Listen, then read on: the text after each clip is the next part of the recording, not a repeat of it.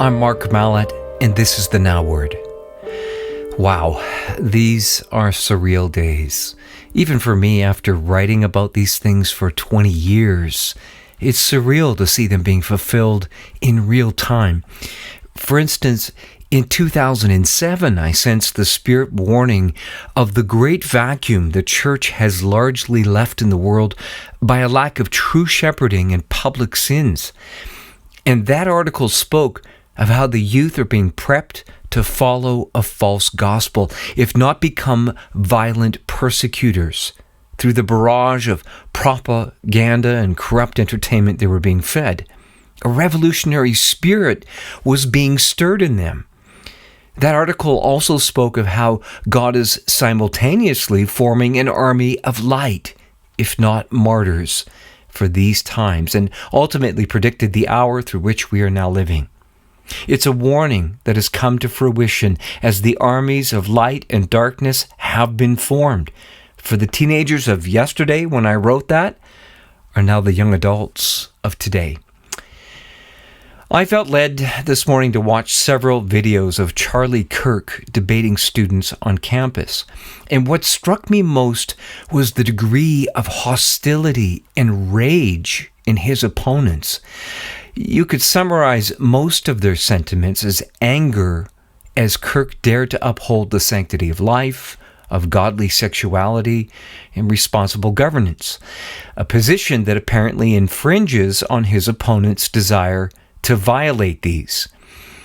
In one of my very first writings some 20 years ago, I wrote of the intolerance of tolerance and how curious it is that those who accuse Christians of hatred and intolerance are often the most venomous in tone and intent. In the words of Benedict XVI, he said, "A new intolerance is spreading. That is quite obvious. A negative religion is being made into a tyrannical standard that everyone must follow. That is then seemingly freedom, for the sole reason that it is liberation from the previous situation." Well, Kirk was willing to engage this new intolerance face to face until it cost him his life. It reminds me of St. James, who wrote in chapter 4, "What causes wars and what causes fightings among you? Is it not your passions that are at war in your members? You desire and do not have, so you kill."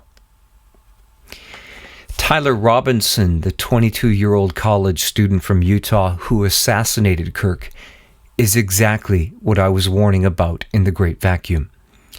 He's not some jihadist or barbarian or gang member from another country. He's seemingly an average young American college student who had been utterly radicalized by the Marxist and amoral dogma of his generation. His actions are actually consistent with the culture of death that he was raised in, where human life can and should be eliminated whenever it is an inconvenience, whether it is an unwanted pregnancy or unwanted senior citizen or an unwanted voice of truth. As Father Linus Clovis of Family Life International said back in 2017, this anti-gospel, which seeks to elevate the individual's will to consume, to pleasure, and to power over the will of God, was rejected by Christ when tempted in the wilderness. Disguised as human rights, it has reappeared in all its Luciferian hubris to promulgate a narcissistic, hedonistic attitude that rejects any constraint except that imposed by man-made laws. Well, at the same time, God has quietly been raising an army of light, of men and women who are committed to the fullness of the gospel. You know, speaking of the fullness of gospel, Charlie Kirk was an evangelical, but apparently it sounds like on his way into the Catholic Church. Now, St. John Paul II's pontificate was an immeasurable force that attracted millions of youth around the globe, spawning countless vocations to the priesthood and religious life. My own apostolate is a direct response to John Paul II's call to the new evangelization and to become what he said, I quote, watchmen who proclaim to the world a new dawn of hope, brotherhood, and peace. Boy, when will that day come? He answered in a general audience in 2003 and said, after purification through trial and suffering, the dawn of a new era is about to break. In fact, when speaking to the youth at a World Youth Day, the Pope did not hesitate to describe what he meant by trial and suffering. He said, I wish to invite young people to open their hearts to the gospel and become Christ's witnesses, if necessary, his martyr witnesses, at the threshold of the third millennium. Charlie Kirk comes to mind. Well, while some clergy may frown at these words, dismissing them as doom and gloom and scary, what is truly scary is that the hierarchy, preoccupied with climate change, eco-spirituality, and promoting the UN's agenda, has done little in the past decade to prepare and form our Catholic youth to be apostles of truth. Now, while I don't agree with everything Kirk has said or the way he said it, he has nonetheless been filling the vacuum on college campuses that the church, by and large, has not. Moments before his assassination, Kirk professed his faith in Jesus Christ, right there on a secular college campus in front of thousands of students. It's strange, but I have almost the sense that he is the first of a new era of martyrs on North American soil. I mean, until now, the martyrdom of Christians here has been mostly a white martyrdom of exclusion, intolerance, and mockery, while, of course, in other parts of the world, such as Nigeria, China, and India, the violent persecution of Christians has been well underway. You know, Pope Benedict said back in 2010, in our own time, the price to be paid for fidelity to the gospel is no longer being hanged, drawn, and quartered, but it involves being dismissed often out of hand, ridiculed, or parodied. And yet, he said, the church cannot withdraw from the task of proclaiming Christ and his gospel as saving truth, the source of our ultimate happiness as individuals, and as the foundation of a just and humane society.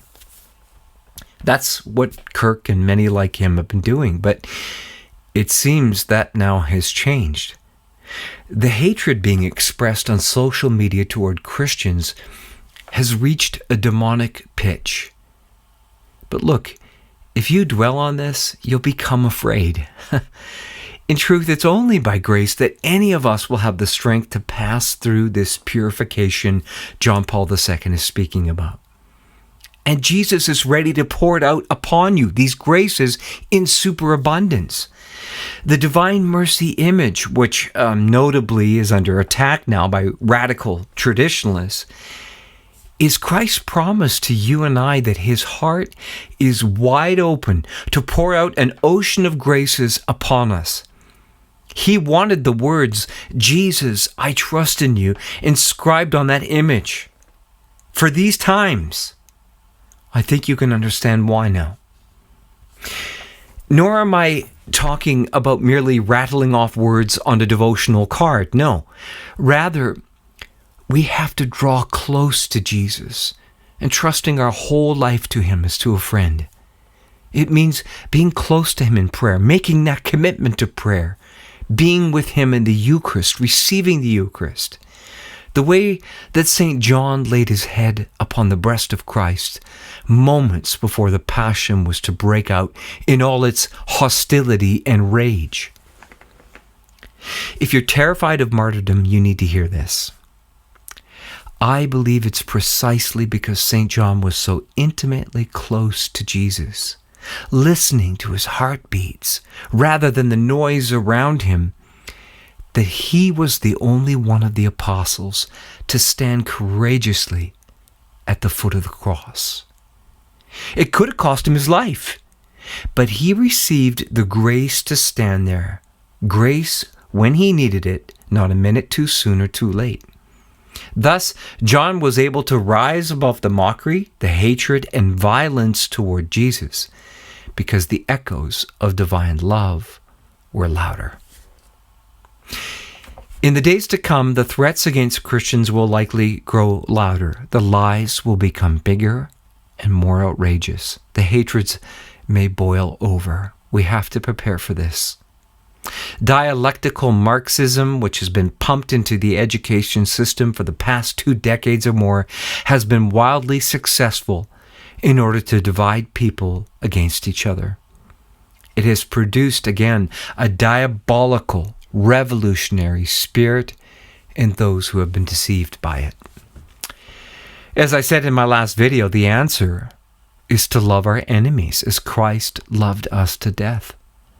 And for those who think this is passivity, it actually takes the greatest strength of all to remain silent, to forgive, and bless those who curse us. As St. Paul wrote, love never fails. Perhaps Charlie Kirk, a man of many words, is now assigned to all of us of the greatest form love must take. In the words of a poem written by John Paul II called Stanislav, if the word has not converted, it will be blood that converts.